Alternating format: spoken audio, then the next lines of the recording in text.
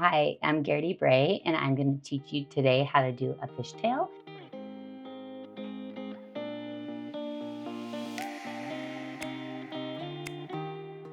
And I'm going to start at the nape of my neck. It's kind of like probably one of the easiest ones to start with. So brush your hair out, make sure it's nice and smooth. You have your middle part, and then I would make sure to take your hair.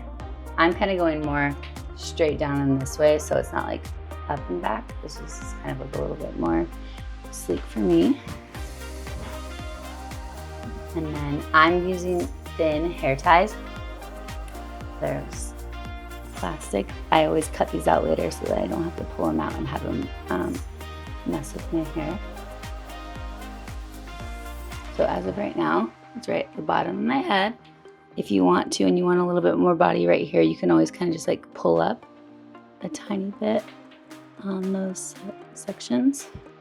And then what I like to do is actually split my hair in half, and maybe even kind of get close, because you can see you're taking a piece that's like 1/8 of an inch smaller than all the rest of the hair, and you're separating it. So again, when I take that piece, I'm separating it and grabbing it into the other hand and alternating these little pieces. The pieces aren't any size close to the two in your hand, and that's kind of the trick of it.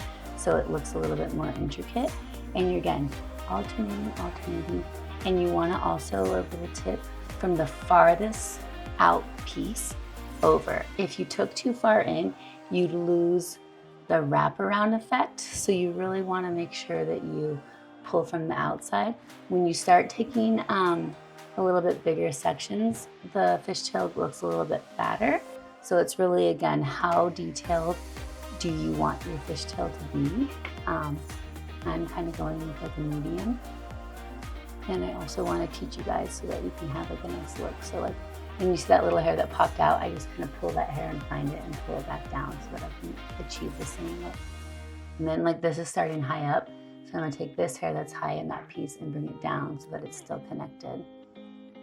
If you take too big of sections, you'll end up turning it into a braid and have an issue with it not looking like a fishtail and more like 3 pieces. So that's why you want to keep the other pieces smaller in between the hair. So almost to the bottom.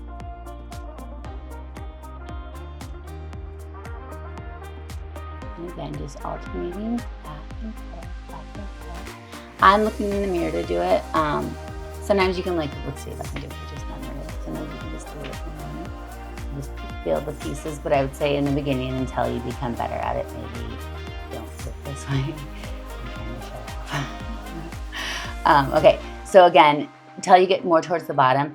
I kind of like the bottom space, but now that I've gotten older and I have kids, they tell me that like, I like a big gap at the bottom, like no more than 2 inches. So it's up to you, however you feel. Go with how you feel. So the only thing I don't like is when this gets a little bit too small and this is all fat.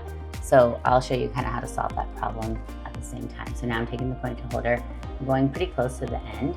So again, I do want this to be a little bit bigger. Taking it around 2 to 3 times, and then again, you'll hear me say it a lot, just kind of flattening that braid.